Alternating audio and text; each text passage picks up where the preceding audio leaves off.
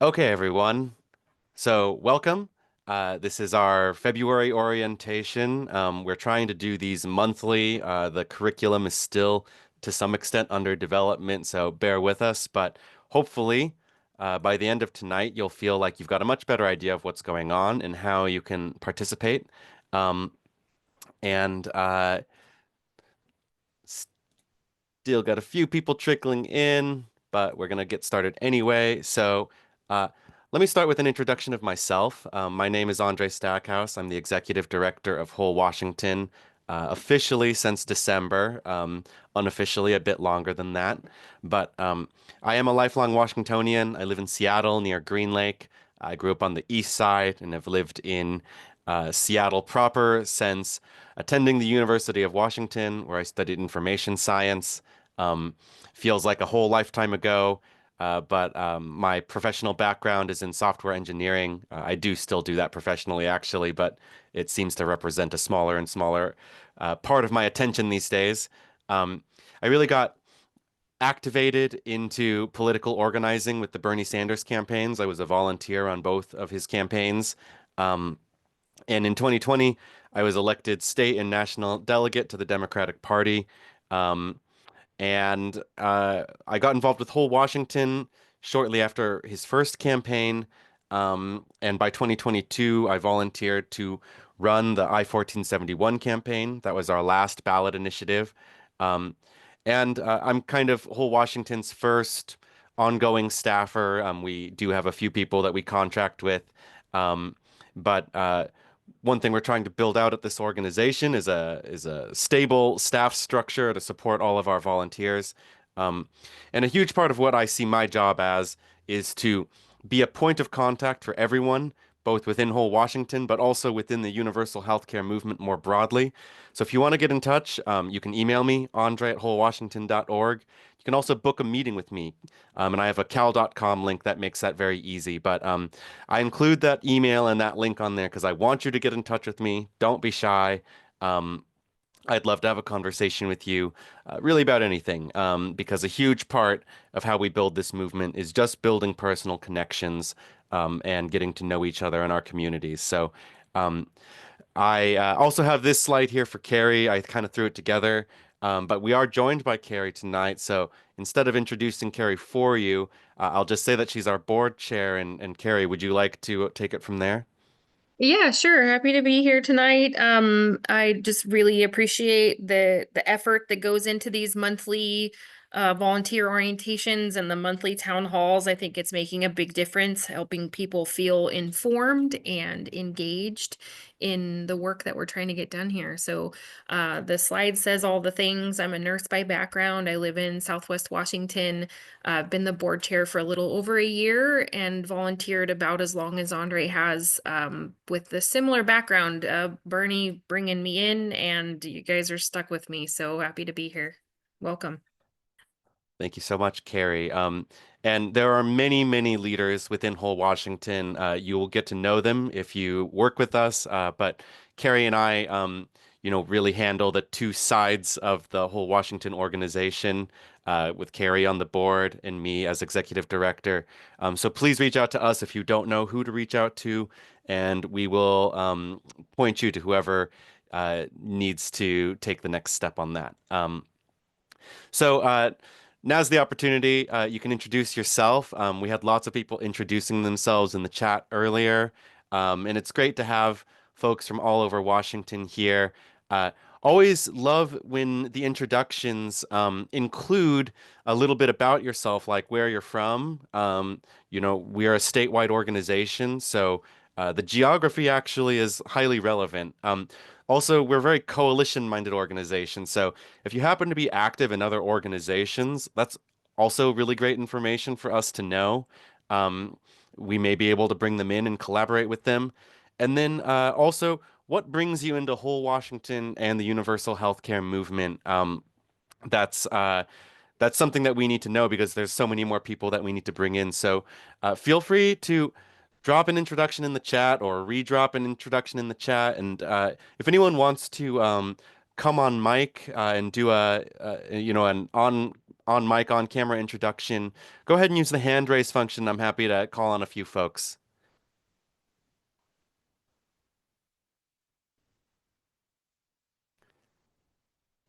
And it is, of course, totally optional. Um, but want to give folks the opportunity to introduce themselves in whatever manner they feel most comfortable. Seeing note takers. There we go. We got one. Go ahead, Elizabeth. Okay, let's see if I can make this work on my phone. You sound great. Hi. Okay. Awesome. I'm Liz. I'm in Centralia. For me personally, this is a lifelong kind of battle, and I'm ready to be more involved on the front lines with legislation. Um, I'm disabled, been sick since birth. Life has not been easy financially or in any other way because of it. And I really like to see that change for people like me and on a bigger scale. Healthcare just shouldn't be highway robbery. Thank you so much for your introduction. Would anyone else like to introduce themselves?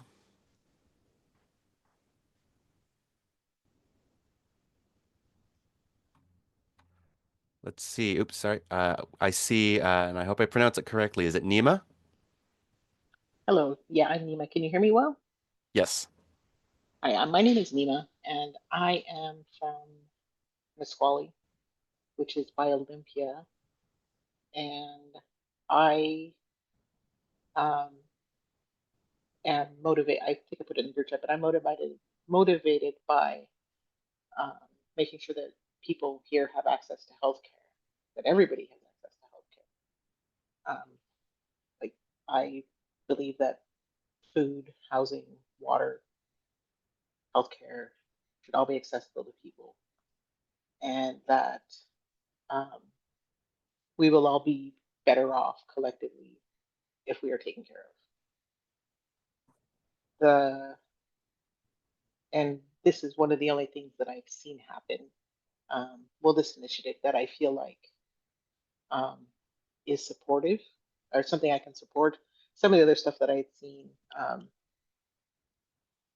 were not organized. Like people talk about it, but this feels like it's organized, and this is something I feel like I can actually contribute to. And I'm not sure if people are aware, but I grew up. Well, I'm Nisqually from the Nisqually tribe, but we have something called the Indian Health Service, which is available to all of us. But it's fairly similar to how the U.S. military provides healthcare, so it's accessible in certain places and it's feasible. Um, but everybody should have healthcare. Is where I'm at. But thank you. Thank you so much for your introduction. And yes, I think one of the great things about the work that we do is that so many people can support it. Everybody needs healthcare, which means uh, lots of people find that this is the issue that they really um, feel that they are able to be passionate about and get involved in. I'm going to go ahead and move on, but you can continue to mingle in the chat if you haven't done an introduction yet, or you guys want to just talk to each other. Um, but the next introduction I want to do is Whole Washington, the organization. And I realize now I should have thrown the logo on this page, but we are a 501c4 political nonprofit founded in 2017. Um, that makes us a little different from a 501c3, which is a charitable nonprofit. Uh, we are uh, we are built around political action, so hence the C4. We're the authors of a proposal called the Washington Health Trust, which is a landmark nation-leading statewide universal health care proposal. And we've introduced it as both a bill and an initiative. Um, we're members of a coalition called Healthcare is a Human Right Washington, and we'll talk more about them later. But as I said earlier, this is too big of a job for any one organization to pull off on its own. So building a large coalition that represents the diversity of Washington and Washington's industries is very important to us. Um, And there are other universal healthcare organizations in Washington. We certainly think that there's a lot of people out there doing great work, but we are the only universal healthcare organization with a bill in the legislature, a universal healthcare bill, I should say.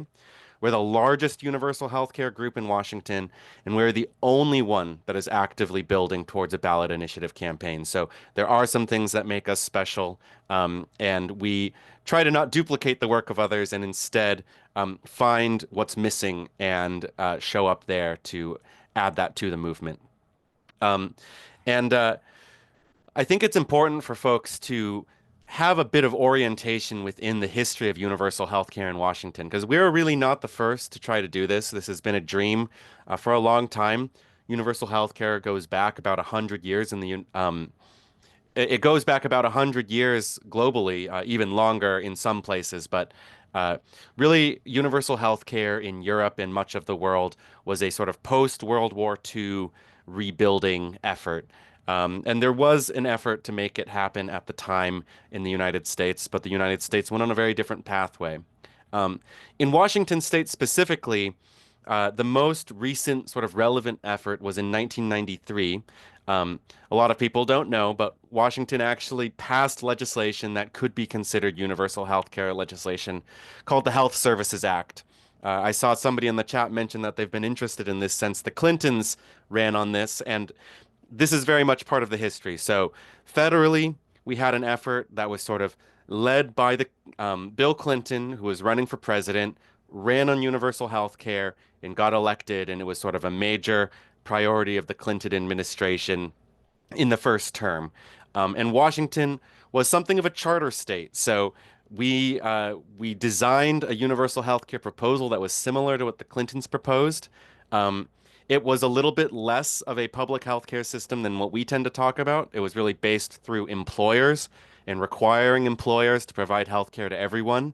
Um, and as people may know, by 1995, there was a major Republican takeover of Congress, and that really ended the effort at the federal level, and this proliferated down to the states. So before it was really implemented, most of the Health Services Act was repealed by 1995, and it didn't help that Washington's governor, who was really pushing this, had a personal scandal that really led to him not running for re-election, and so the efforts around this really ended. But the activist efforts continued. So one of our allies, who still exists today, Healthcare for All Washington, created a more comprehensive proposal called the Washington Health Security Trust, and initially ran it as a ballot initiative. They were unsuccessful, and to date, nobody has ever gotten this on the ballot in Washington. But a few years later, they introduced it as legislation. So that's 2003. I think very important to this story is that they introduced it initially with a financing proposal. And they reintroduced it every session between 2003 and 2017.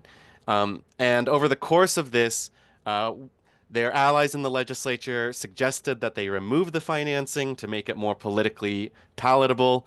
And by 2017, it really is the legislature that's telling them, actually, maybe you should stop introducing legislation for single payer and focus on smaller, more achievable, more immediate victories. And so that's really the path that Healthcare for All Washington takes. But this is right around the time that Whole Washington is founded. So in 2018, we run our first ballot initiative. It's called the Washington Health Trust, and it's actually based off of the Washington Health Security Trust. So we didn't reinvent the wheel. We based this off of previous existing legislation that had existed for a long time. But we introduced it as a ballot initiative, I-1600. It's actually a slight typo. It should have been 2019 that we introduced the first bill, 5222. But after we are unsuccessful making the ballot, we introduce it as a bill. In 2021, Washington State creates a Universal Healthcare Commission, which in a sort of theoretical sense commits the state to achieving universal healthcare. But as you know, it's several years later. We still don't have universal health care. But this is one of those smaller, more incremental things that the legislature encourages Healthcare for All Washington to pursue. So Healthcare for All Washington is critical in the creation of this commission. We continue to run initiatives in the following years. The most recent initiative was 2022. The most recent bill was just introduced this year. So in 2024, we're invited to present to the commission 3 times. Our political capital in Olympia is increasing over these years. And in 2025, the big accomplishment is that we reintroduced the Washington Health Trust, the newest, bestest version of it, but not just into the Senate, which is where it had been stuck for all of those years, but also into the House for the first time. So this year, for the first time, we have a bill in both the Senate and the House. So we have made some significant progress on the legislative approach. But that's enough of the history. What is the Washington Health Trust? How does it work? It is a comprehensive universal healthcare proposal, which means it's about 50 pages. And we won't go into all of it here, but I think the part that's really important for folks just getting involved to know first is that it's a universal healthcare financing proposal. There are different forms of universal healthcare, and some are what you might call fully socialized, right? So if like a UK model, the doctor, the hospital, the whole system is public. You might compare it to, say, a fire department. But what we are talking about is called single payer, and that's where there's sort of a division. Doctors and hospitals remain private practices. There can still be public hospitals as well, but the single payer part is Washington State. The state is the single payer of the bills. So you have this division where the financing is public, but the delivery is private. And in this sense, you can think of it as a public insurance plan. It's different from private insurance because everybody is on it and it's comprehensive, and it's not designed to find reasons to deny you care.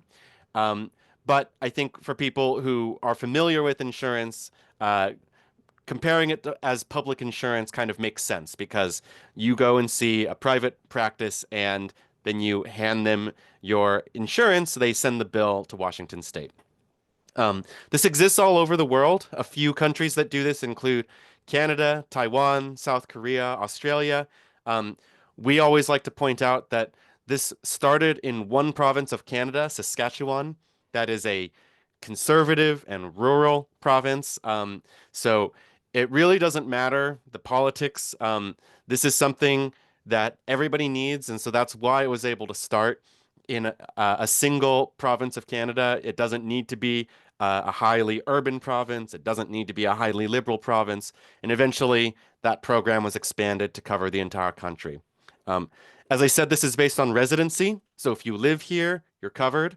And the care is intended to be comprehensive, which means you shouldn't need to have a supplemental plan. You shouldn't need to pay out of pocket. All of the care is free at the point of use. It's sort of paid for ahead of time, if you think of it that way. And it includes the eyes and the ears and the mouth and the nose, reproductive care, prescription drugs. It's really designed to be based around medical need. If it's considered medically recommended care, then it's covered. And it does include a transition plan, and it does include, it's fully publicly financed. So again, you won't have to pay deductibles, copays, or anything like that. If you're covered by this, it should cover the entirety of the expenses. This is our coalition, Healthcare is a Human Right Washington. They describe themselves as a grassroots community labor coalition. There are 44 member organizations and 20 allied organizations. And they're formed back in 2014 during the implementation of the Affordable Care Act, really out of a recognition that, one, the Affordable Care Act was not going to achieve universal health care, and two, it really was going to take a large coalition effort to ensure that it was implemented as generously as it could be. We are a dues-paying member of the coalition, which means that we are on their steering committee and actually have the ability to make decisions about how this coalition strategizes and prioritizes things. And below is just a list of a few of the organizations that are part of this, but you probably recognize at least a few of them. And very critical is that a good number of labor unions are in this coalition. So, a little bit of how we pass it. So, as I said, we have a legislative approach and an initiative approach. And on the legislative side, we have bills in both the Senate and the House. So, it's Senate Bill 5233 and House Bill 1445. And this is the classic how a bill becomes a law, schoolhouse rock. It needs to pass through both of those chambers with a majority vote. It needs a signature by the governor. And we got record co-sponsors this year. So 11 out of 49 senators and 17 out of 98 reps. Now, you may notice that that is quite short of a majority. Co-sponsorship is not the same as support. There are many members who may support the bill should it come to a vote who did not co-sponsor. So we don't necessarily know how close the vote would be if it got it to one, because the reality is it has to go through committees first. So there's a healthcare committee in both the House and the Senate. It's chaired by Dan Bronowski in the 28th Legislative District, Nanette Cleveland in the 49th. And it is the sole discretion of the chair what gets a committee hearing and what gets a committee vote. So until we have the support of the committee chairs, we really can't make it to the floor for a vote. And this is a significant barrier. Now, the chairs have all sorts of reasons for what they will and will not give a hearing. And in general, if the chair does not believe that the bill has the votes on the floor, they're going to be reluctant to give it a committee hearing. And we're certainly in dialogue, especially with Cleveland, hopefully with Bronowski as well, about what they would need in order to give this a hearing. But that is the next step in the process, and so that is what we are working on the legislative side. On the initiative side, and we're very fortunate to be one of the, I think, 22 states that has citizen-initiated ballot measures, which means that we don't have to simply accept the blocking of the legislature as definitive. We can go around and take a more direct path. Direct does not mean easy. So we've run 3 of these in the past, and we are very aware of how big the challenge is. We've collected between 87,000 and 120,000 signatures across these campaigns. And if you've been a part of any of them, you know that it's a lot of time outside, a lot of time in the weather. And the reality is we need to grow by about 3 or 4 times that in order to get the number of signatures. So the number we tend to use is 400,000.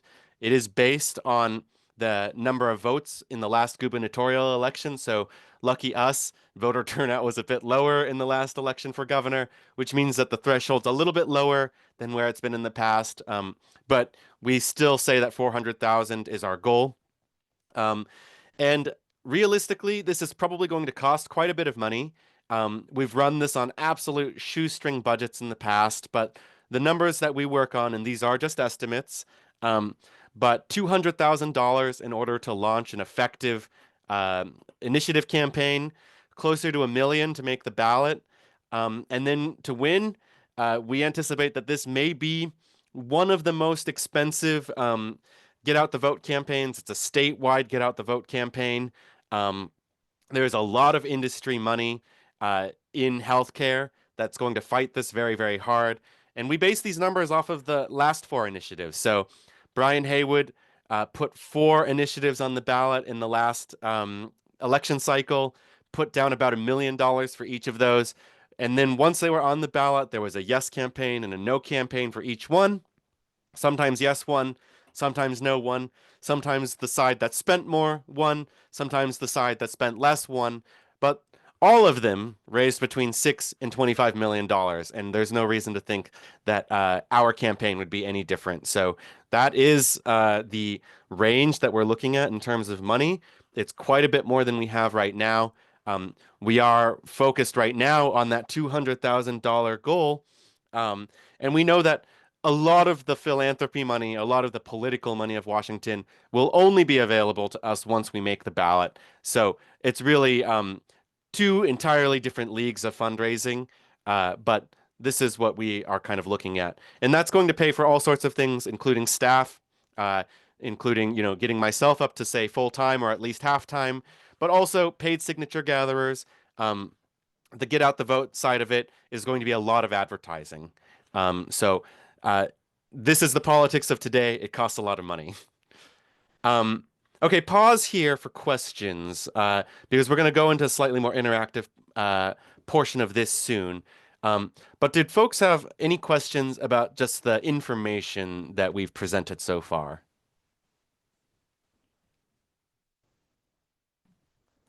I see Ala Reza? Hello, you can call me Ali. Ali. Just had a couple questions. So, what are we doing to convince the chair to get this through the House and the Senate? And when that does happen, I've heard about in the past bills just sitting in the House and the Senate and not being passed whatsoever. How are we going to move past that challenge as well? Yeah, and there's no simple answer. We have done a much better job this year. So we only recently joined the Healthcare as a Human Right Coalition, and being a part of that coalition has been incredibly influential in the legislature. I think it's been a huge part of what has gotten us so much more progress this year. Um, and we are on Healthcare as a Human Rights 2025 policy agenda, which means that it's not just us pushing, it's many of these other organizations as well.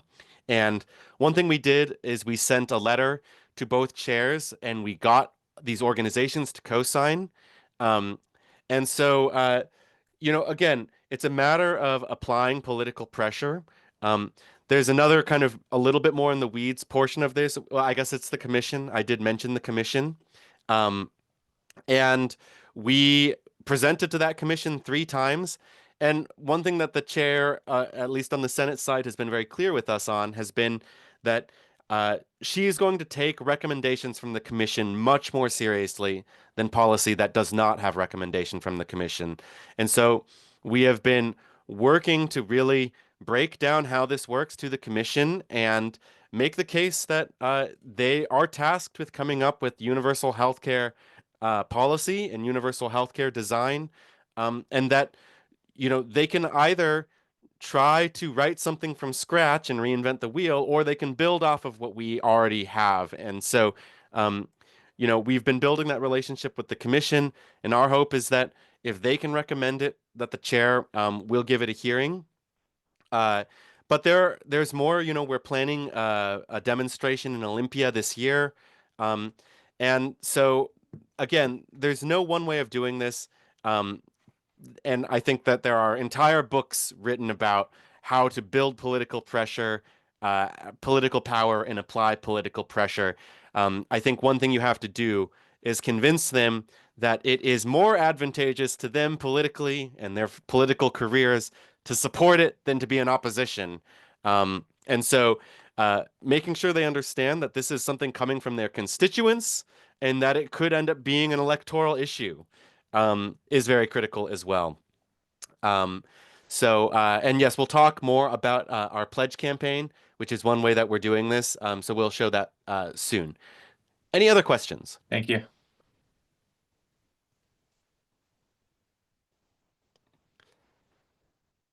We will have more opportunities, and feel free to drop questions in the chat. Some of our board members and stuff are there, so they can answer in the chat if you prefer that. But I think this is maybe the most basic answer to the question, and it is both on the initiative side and the legislative side. We must grow in order to win. We are a large organization. We do it largely through volunteer effort, and it's amazing how much people can get done as volunteers. But we need to grow in order to win on either of these pathways forward. And so I'm going to give you a tour of some of our resources that we have available. The first is our website. It is a wealth of information. It can actually be a bit overwhelming, but I do strongly encourage folks to spend some time on our website. You will learn a lot. You can find the full policy there. You can find all sorts of information that breaks it down to make it a little bit more bite-sized, and also actions that you can take. And we'll only cover some of them tonight, but there's a lot that you can do. Um, and if you're ever out there having a conversation with someone, you're like, I found this cool organization called Whole Washington, and they're like, okay, what's that? What do I do? Direct them to the website. It really is the best place to get people started. Um, a lot of you have probably filled out our volunteer form. If you haven't and you're interested in actually starting to do this work, this is the first thing to do. So once you fill this out, you'll be entered into our database as somebody interested in volunteering. You'll probably receive a call shortly after that. And this will help us more directly plug you into what we're doing. Again, this is a first step. It's a place you can direct people, wholewashington.org/volunteer. The form really will only take you about, a minute. We have an events calendar with a lot going on. So maybe that's how you found this event tonight.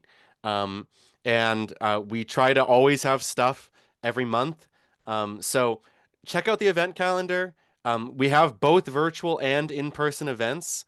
And kind of the more active we get and the more people that we have involved, the more this calendar is going to fill up.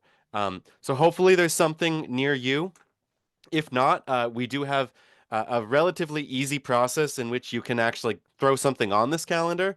So if you want to get a little community event together or something like that, you can go ahead and submit a form on the event calendar, and we'll work with you in order to make that event successful. Um, but uh, but find something near you, and if not, we'll work with you on getting something near you. I think that after these virtual orientations and these virtual town halls, a really great next step is to find something to do in person. We also have a really, really good FAQ. And so you probably will come away with this orientation with tons of additional questions. And really, most of them are probably answered on this page. If they're not, we're happy to add more answers to it. But it's nicely organized by category. And so it's really easy to kind of zoom into the part that you wish you knew more about and then see what answers we have available. Yes, usually these are relatively short, comprehensible answers to questions. One thing you can do, especially if you have a printer, but you can also go to a local library or an Office Max or something. If you go to wholewashington.org/print, we've got some great stuff that you can print, and you can either start handing it out to people or putting it up in your neighborhood. It's both a good place to learn. It'll sort of have information on it that may be useful to you just to learn. But also, you'll see these QR codes that allow people to take further action, like a QR code to the volunteer page. Again, you might not want to go to meetings. You might not want to be a part of a team or anything. Maybe you're the sort of person who just wants to take individual action. We try to enable that as much as possible. Go to our print page, start printing stuff off, start handing it out and putting it up around your neighborhood. You're taking action, you're getting involved, you're helping us get the word out there. Okay, and now the part where we're going to actually start doing some stuff. First thing is pledge to sign. You do have to be a registered voter in order for your signature to count. So that is one of the requirements on this form. But basically, if we're going to collect 400,000 signatures, it really, really helps if we already know people who are ready to sign so that the moment we launch our next initiative campaign, we can just send them instructions. The initiative's been launched. Here's how you can sign. And so the pledge campaign is one of the most important tools that we have in order to build public support, in order to show public support. So we can show our legislators, for instance, hey, we've got 10,000 pledges in your legislative district alone. That can be very influential to them. When we actually launch our initiative campaign, we have to collect signatures on paper, in person, and if we don't make the ballot, as we didn't in the last 3 campaigns, we have to collect all of those signatures again. What the pledge campaign does is it allows us to collect pledges as long as it takes in order for us to get to hit our goals. And it also allows us to collect them digitally. So after you sign this pledge, you can post it on your Facebook or whatever social media you may be on. You can send it to a mailing list. You can throw it on your website. And Um, Again, it's a really easy action. The easiest action is to take the pledge. The next easiest is to share the pledge. So wholewashington.org/pledge. Please, please, please add your name to this. And this will help us build the capacity to run our next initiative campaign. We do have a code of conduct, and we're going to go over it tonight. And a few things to know about it is, first of all, you don't have to sign it. It is optional to sign it, but if you're going to be working with us, you're expected to abide by it anyway. So the code of conduct is really important to creating a safe and inclusive environment. It really is going to just help us work together. And so that's why it applies to everyone, including leadership, staff, volunteers, surrogates. This is how we want to represent ourselves. It also applies whether you're in a virtual space like we are tonight, or if you're in person. And I will just say, we've had instances where I get a call, somebody was out there collecting signatures or something, got in a sort of disagreement with somebody, right? And next thing you know, people feel that they're being talked to rudely or acted to rudely. That is not how we're going to grow and win. So that is why if you are representing Whole Washington in any way, we really do expect for you to treat people well. Even if you're just a supporter and you're like, I'm not even officially a part of Whole Washington. Okay, but if you imagine that you're supporting us, well, we can't tell you what to do. We can't control how people act on the internet. But yes, we do request that you represent us well. And we have a grievances email address. So if you feel that people are not abiding by this and it's making it difficult for you to be a part of this movement, it's making it hard for you to do your work, you can email grievances@wholewashington.org and we will try our best to sort it out. And last but not least, if you are a part of Whole Washington in any official way and you are not abiding by this code of conduct, we may ask you to change your behavior. We may ask you to meet with our leadership. And if you really refuse to do so, you may be dismissed. And the reality is that, you know, especially people who are working with the public, working with volunteers, this is an expectation. And this is a place of work. So, it's not a right for people to be here. We want to include people as much as possible. But we have to make sure that people are willing to work with this code of conduct. This is an abridged version of it, so if you went to our conduct page, you'll see it's a little bit more verbose. But I want to go through this relatively quickly. I think it gets the point across. So the first is that we're driven by policy. Our goal here is to get this done and to make it a reality in terms of public policy.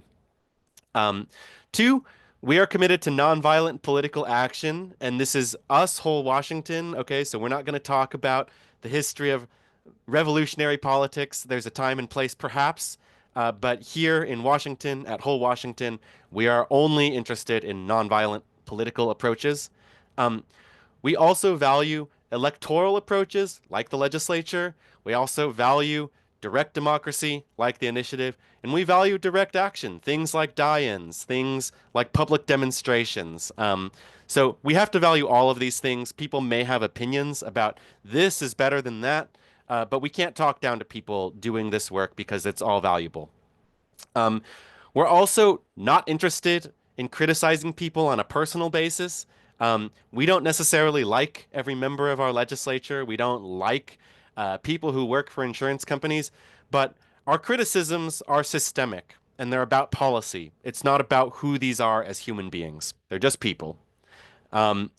We are striving to hold power to account. Okay, so we are trying to look up at those who hold power and get them to deliver for the people that they claim to be leaders of. We are not looking to punch down on people weaker than ourselves. We're trying to lead with what we're for, not what we're against.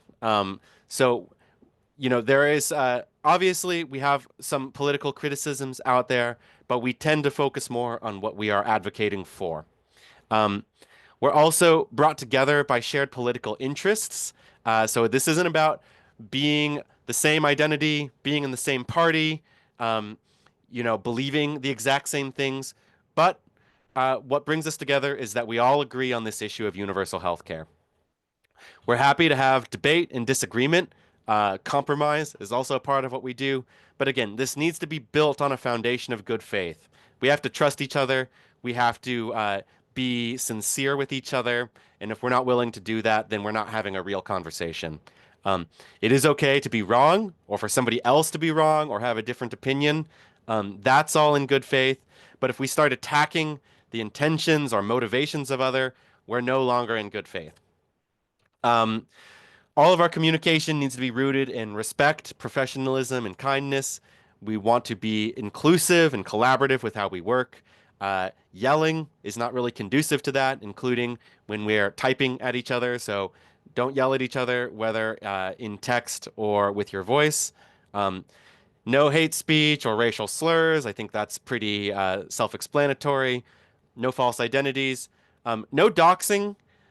So, don't reveal personal information about others that they wouldn't want you to reveal. And if you're having a private conversation with somebody on Slack or in person, keep it private unless they are willing to share that outside of that conversation. So no screenshotting things from our Slack and posting that on Twitter, even if it's something that made you upset. That's not appropriate. So now we're going to talk about Slack because it is a major part of how we organize. It's not required that you're in Slack, but especially if you're looking to get more involved, it is strongly encouraged. Our most active volunteers tend to be in Slack. I describe it as the central nervous system of whole Washington. And a huge part of what makes it such an asset is it allows us to collaborate independently and asynchronously, which means you can send me a message, maybe I'm on vacation, I'll get it when I get back.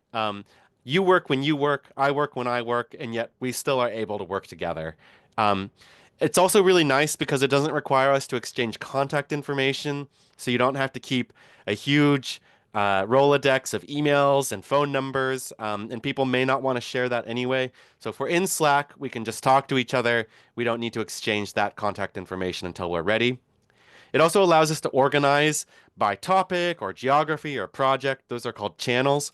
So we have channels where if you're interested in one thing, you can be in that channel. If you're not interested in another thing, you don't have to be in that channel. So it allows you to kind of organize based on interest. And it helps us maintain a work-life balance. I can turn off Slack. I can uninstall it from my phone. If you're texting me all the time, that's a problem because I can't just turn off my text messages. It might be my mom. It might be, an emergency contact, right? So Slack gives us a professional space to work on this professionally while keeping our private spaces and our personal life separate from it. So Slack is a huge part of how we work. There are some drawbacks. One is that it can be overwhelming. There's a lot of messages, people talking about a lot of things. So the first thing to know, you don't need to read everything, okay? It's designed in order for you to kind of read when you are available, what's interesting to you. Feel free to just ignore stuff. It can send way too many notifications. There are ways to turn them off, so you can and should turn them off. I really encourage folks to use Slack primarily on a computer. I know that a lot of people don't work with computers as much as I do. I don't usually have it on my phone, so that's a matter of personal preference. But for me, keeping it off my phone is another way that I just maintain some healthy separation. Slack can be a little bit hard to navigate. There's a million channels and a million people, so we'll try to make that a little bit easier over the course of today. One thing to know is that messages on Slack only last for 90 days. So if you're talking about something really important, there's some really critical information, a super important link you want to come back to, remember to save it or bookmark it because it's not going to last forever. So I kind of think of Slack as it's like we're having a conversation, and if I don't write it down, I might forget it. Slack is a similar way.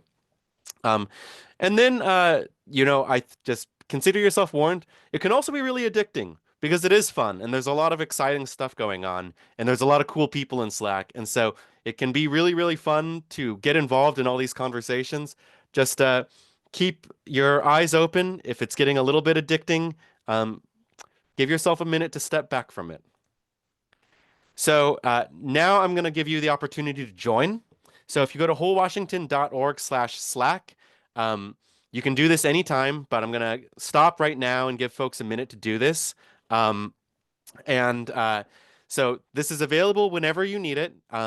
If you join today and you lose Slack somehow, you can always go back. You can share this link with anyone. So if you're telling somebody, hey, we're really active in Slack, just go ahead and send them wholewashington.org/Slack, and they're able to get themselves set up. And basically, what it is it's going to ask you to fill out our code of conduct. So we do kind of have that as one of the stepping stones to getting into Slack. And what happens is when you submit the code of conduct, it'll take you to a confirmation page, and there's an invite link on that page. And you'll probably also, if you fill out some of our forms, like our volunteer form, you'll probably be emailed this link as well. But I'm going to go ahead and stop here for a minute, give you a second to join our Slack if that's something you want to do, and ask if anyone is having any difficulty who's trying to join. Or if you have questions about the code of conduct. And I'm just going to, again, we'll move on in just a moment. I'm keeping my eye on the chat, so you can also ask there. Just going to do a quick scan to see if any other questions came up while I was talking.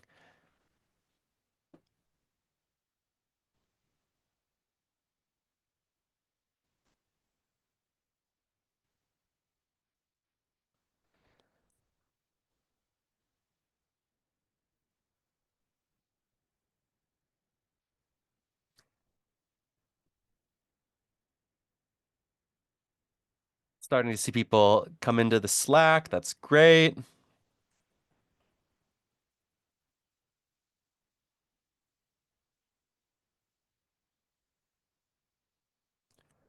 Okay, so some questions that I see coming in here. I saw one question about wait times in Canada and what can we say to people who worry about that. And I think the first thing to understand is that wait times are not better in the United States. There are some usually motivated by an effort to scare people away from universal health care, who will compare US wait times to a country like Canada and say that ours are way better. One way that they accomplish those figures is by excluding everybody who is unable to afford and therefore is not waiting. They are waiting, they're just not able to afford it. And so it can create an illusion that the wait times are better. The other thing is that Canada has a wonderful healthcare system, but like every healthcare system has challenges and problems, including our own. And usually the biggest problem is underfunding. And so if we pass a system here, it's important that we don't underfund it. Our bill includes its funding and it includes a surplus so that it will not be underfunded. But the other thing is that our system has an incredible amount of time wasted on administration, and we have some more in-depth presentations where we talk about that. But simply by simplifying the administrative process, we estimate about a 6% increase in doctor and hospital capacity. So instead of spending all of this time fighting with insurers, they're haggling over the bill, you pay it, no, you pay it. We would be able to basically free doctors up to focus on what they actually do, which is provide health care. The other thing is we have awful wait times at the emergency room. And part of the reason for that is because people who do not have insurance, people who can't afford preventative care, they don't get health care until they're literally having an emergency. Emergency rooms are required to provide emergency room care. And so this is the most expensive form of health care. It waits until the problem is so bad that it's an emergency. Um, and then you have to wait with everybody else who's in the same situation. So we're really encouraging that this moves people up from the emergency room into yearly checkups, into preventative care, where their issues can be addressed much more cheaply, and also, prevent it from getting way worse ahead of time. Um, I see a question about, will doctors and hospitals who are remaining private continue to determine what reproductive services they do or don't offer? Well, they wouldn't be able to determine what's reimbursed. I don't believe that this bill alone would force them to provide care, but it would ensure that any doctor or hospital would be able to be reimbursed for reproductive care. So it may remove some of the barriers to that. And I think one thing that we need to be honest about is that this bill uh, will create universal eligibility. It will cover everybody. It will cover everything, but that does not mean it will fix every problem with our healthcare system. Um, and so this may be one issue that requires additional work. I saw another question. Is there a time limit for residency? And the answer to that is we use the state's definition of residency. That's not part of the bill. The state has a definition of residency. I believe that it is 30 days. Um, and uh, and so that's sort of we would basically just lean on the state's definition of residency. Um, Yeah, and I think I saw saying it was 5 years. I think that is for non-citizens, and this would cover non-citizens, but I believe that for most people it would be closer to 30 days. Okay, I think most people who have been trying to join our Slack have probably been able to join it at this point. So I'm going to move on to the next part of orientation. So I talked about channels a bit. They're organized by subject, um, and you'll be put into some by default, but many more exist. And there's a search bar at the top, so you can search around whether that's a channel you're looking for or a person. But you're encouraged to join channels that you might be interested in getting involved with. Um, this is a visual representation. You can see the channels listed on the left. So they usually start with that pound sign. And there's going to be a list of channels that you're in. If you want to find channels that you're not in, you need the channel browser. So there's the search bar at the top. That's one way to do it. But if you find the channel browser, and it may look different because, there's phone versus PC versus Mac.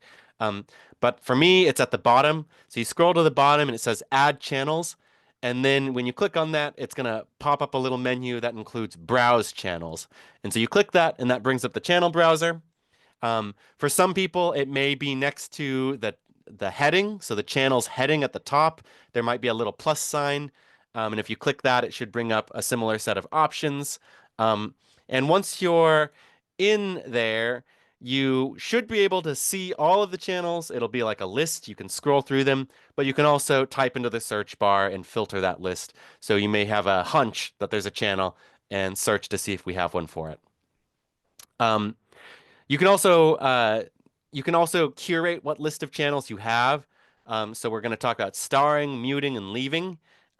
So if there's a channel that you really want to be in and you want to be really active in, you may consider starring it. So if you right-click the channel, you'll see some options, including starring, and that'll basically put the channel into a special list of starred channels. And so you might want to be in a bunch of channels, but then there's like a few that you want to make sure are easy to find, and so you put them in that starred section. There may be some channels that you want to be in, but they just notify you too much. So you can always mute that channel. And then you may be in a channel that you are interested in one point, or you are put into at one point, and you decide you're not interested anymore. You can leave that channel. So all of these options tend to be available if you right click. If you're on mobile, you might try a long press, so press and hold and see if that brings up the options. Curate your channel list, make it appropriate for your interests. Okay, so channels have a lot of useful resources. So if you look at the top of a channel, you might see a menu that says bookmarks. Um, and that's a place where we can store useful links. So you can add stuff to there, and that's where also you'll see bookmarks that are relevant to that channel specifically. So you might be on a team, and that team has a few documents that it uses all the time. They probably are bookmarked at the top there. So you should, if you're getting involved with the channel, one of the first things you might do is check out what's in the bookmarks. Okay, I think people who have used messaging apps tend to be fairly familiar with how to use these sorts of things, but just as a quick introduction for folks, um, you can message either a channel, and that's going to, everyone in that channel will be able to see that message. You can also directly message a person. So if there's somebody you want to have a private conversation with, you can go ahead and just click on their name, and then you'll probably be able to start a one-on-one conversation.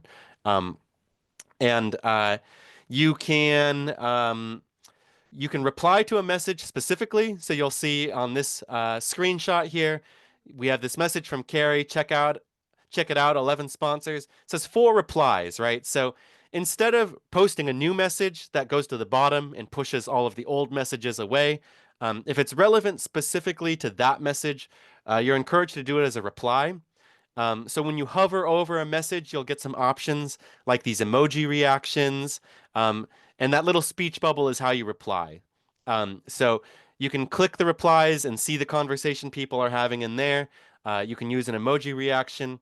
One that I think is useful is if you click this little arrow. So in the lower right hand of that message box, you see the little paper airplane. That's how you send the message. But then there's that little arrow, and that'll have some drop-down options, including the ability to schedule a message for later.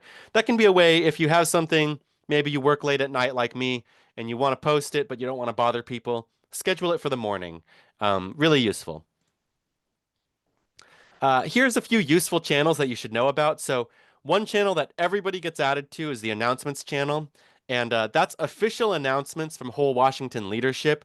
You have to be given special permission to post on that channel. You can reply, so you're welcome to participate in discussions about the announcements, but this channel is really to give people an easy place to see what's going on by looking through the official announcements. There's an Ask Anything channel. It's probably the most useful channel in Slack. And it really is where you can ask anything. So I still use it all the time when I have questions. I learn all the time. There's so many useful people in that channel. We have a bulletin board, and that's really for community announcements. So think of it like the announcements channel, but you can post whatever you want there, including stuff that's maybe going on at other organizations or events happening in your community. We've got a general channel. If you're not sure, just go ahead and use general. And then a recommended media channel. So a lot of people like to post articles they've read or podcasts. So the recommended media channel is great for that. A few notes on Slack etiquette. Again, be professional. This is a workplace. Be bold. Don't be afraid. So post your thoughts, ask questions, reach out to people you want to talk to. It's a really good way to get involved. Be transparent. So instead of having private conversations about things that may be useful to other people, try to use the channels. Obviously, you're welcome to use a private conversation, but we try to make things as transparent as accessible as we can by using channels. Stay on topic. We have a couple channels that are for like general fun and banter, but especially within a channel, try to stay on topic and only share stuff that, is relevant. Be concise. People have a lot of stuff that they're talking about. There's a lot of information. So the more concise you can be, the better. An emoji react a lot of the time can get the point across just as well. Use the reply feature. That helps keep the conversations tidy, and it helps us not bury messages under your message. So especially if somebody just posted something, they are trying to get people to see it. They're trying to get some replies on it. Try not to bury those messages right away and use the reply feature. So one of the first things you can do, especially if you just joined, is go to the introductions channel and introduce yourself. Maybe you've already done your introduction. If that's the case, then hop into introductions and say hi to somebody else who's introducing themselves. And I'll just pause briefly where folks can do that. Um,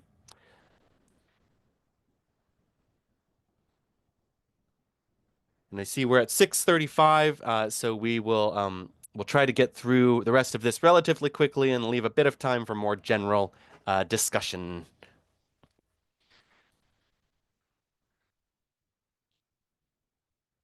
Let's see.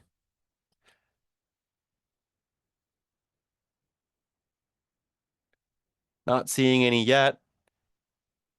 Don't feel like you have to rush, but I'll wait until a couple introductions come in.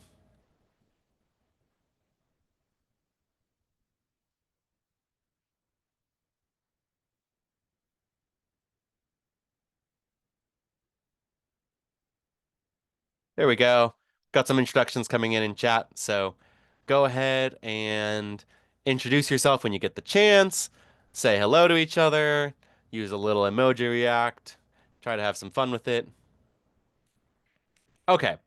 While you all are doing that, um, one thing that you may want to find is your county channel. Actually, you're highly encouraged to join your county channel.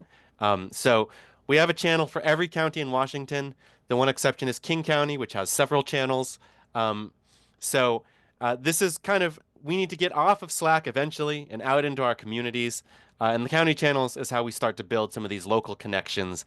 And we're trying to build effective teams in every county, because we really do need to cover all of Washington state to gather the signatures or influence the legislature. So when you get the chance, um, try to find your county team. You can use the search bar at the top or that channel browser I showed you earlier. But if you're not already in the county channel, please join it. We do have a semi-automated way of doing this, but we only run it every couple weeks. So it's entirely possible you're already in your county channel, but it's also entirely possible that you may not be. Um, and we should be able to show you that later.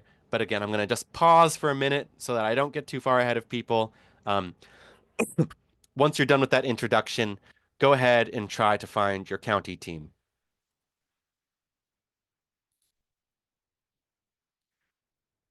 Seeing lots of great introductions coming in the introductions channel. That's great. I'm going to go ahead and wave hello to people.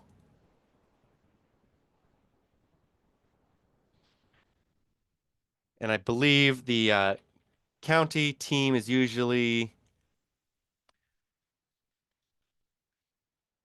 yeah, it's usually, the name of the county and then dash team. So Cowlitz County team, Whatcom County team, King County team. So hopefully you're able to find your county team. Anyone having difficulty?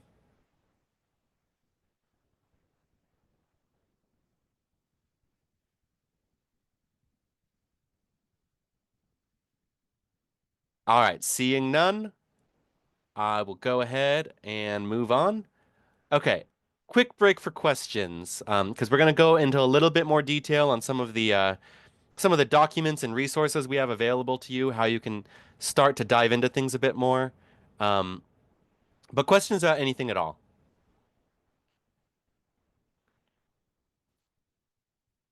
And I know there's no King County channel. I'm already in the East Side channel. We don't have one that's just King County everybody. And that's because King County's so big.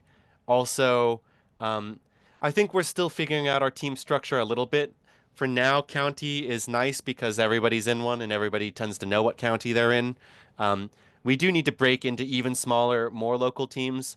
And we're also working to kind of bring on regional coordinators to help people with this. But for now, just do your best. And we do have a couple different channels for King County, but no King County general team. Okay, so that's the end of my slides. And I think with that, I'm going to share my screen. Um, I will go ahead and share my screen so that these things are still on the recording. Sorry, I want to share my entire screen. Share my entire screen, yes. Okay, so there's a few documents I want you all to be able to see. And again, if you go to the top of the channel, that's where you can find the bookmarks.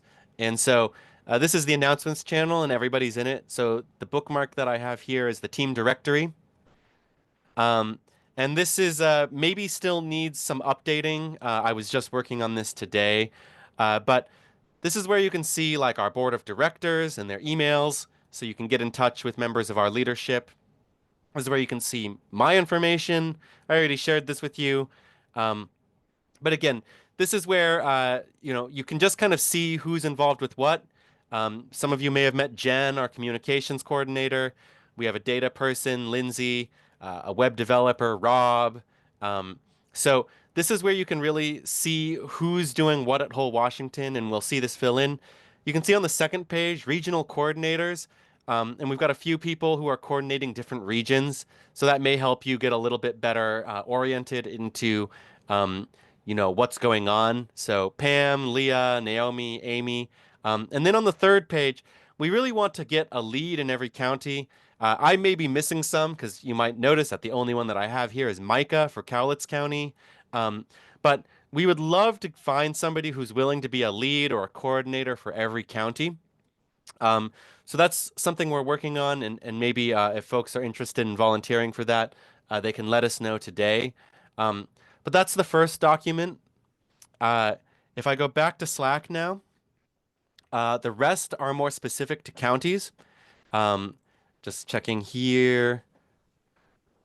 Looking through your county team page, where is the director located? I'm not quite sure I understand that question. The directory that I just showed you, it's actually pinned to the announcements channel because it's statewide. And I will just go ahead and copy the link. This is the org chart. So you can all look at that. You can bookmark it. But if you go to a county team, and I will go to Cowlitz because I know that's one of the actually this might not have all the bookmarks. Yeah, let me go to one like Pierce maybe. No.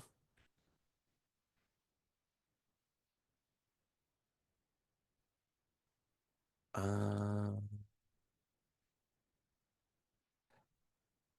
okay. So most channels should have a start here document. And what that's going to have is a lot of basic information. A lot of it's stuff that we covered today, but there should be a start here document. We'll try to get those back up in the channels that don't have them. But this is going to basically direct you to people, direct you to resources. It's got like the pledge campaign here, but it's not just the resources. It's like more instructions. Like here is what to do. Here is how to do things. So the start here document should be where kind of things get coordinated at a high level.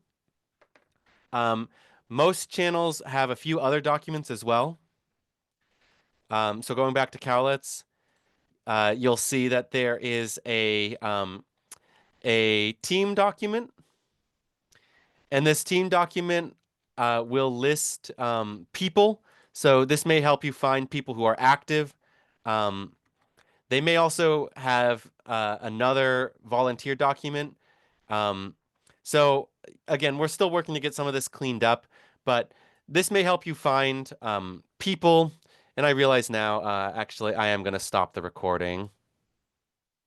Just because I noticed now I'm flashing information on the screen. I will edit that out before it goes onto YouTube. But you can see here that we have these different directories of people. So if you're like, okay, I know Andre is the executive director, but who's actually active in my county? Look for these spreadsheets that list that. And then there's a county toolbox. And the county toolbox may help you organize a local event or get more involved with your group, so you can see that they have a lot of useful resources in here. So I think long story short, join your county channel, start to consume some of these groups, figure out who is active in your county. And one thing you may find is that maybe your county is not that active. I see somebody asking, is there a way to check if you signed the pledge before and you're not sure? Um, it will not mess it up if you sign it again. That's the main thing that I can say. So, we do, not want people to sign it more than once necessarily, but it's also not a problem if you do. Once is all you need. But anyway, so this is our county toolbox, and I think the main goal that we have, whether your county is active or if it's still forming, is we want you to meet with somebody who's close to you as soon as possible. So use these documents, use the Slack channel. You can say hi in the Slack channel, and that may help you connect with people that are close to you.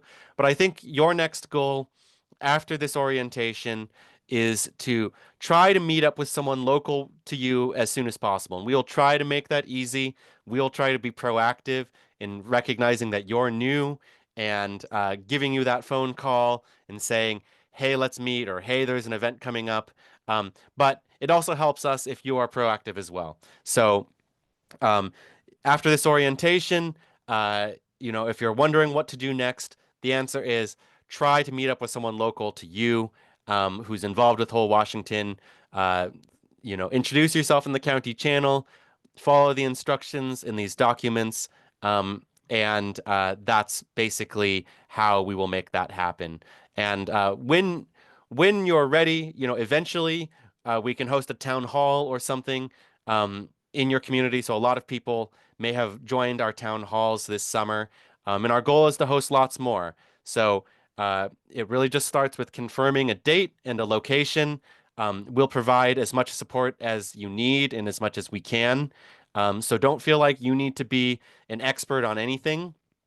I can briefly show actually, and then I'm going to go ahead and stop talking, and we will just try to be a little bit less formal then. But again, if you go to our events calendar, you'll see you can check, is there something going on in my community, right? So check the calendar, see if there's something close to you. But if not, you can click host event here, and you will start to see some instructions. And this is how anything from a happy hour to a town hall. So I think the way I think of it is kind of like your first goal is just to meet with somebody, have that one-on-one meeting. Then there's two of you, you know each other, you have support. And then the two of you can really say, okay, what do we want to do? Let's host an event. And then it'll at least be you and one other person. So I think go from yourself to one connection to an event that is open to the public and we can invite people to. And that's how you're really going to get to know people who are nearby. Okay. The recording is stopped. My screen is no longer sharing.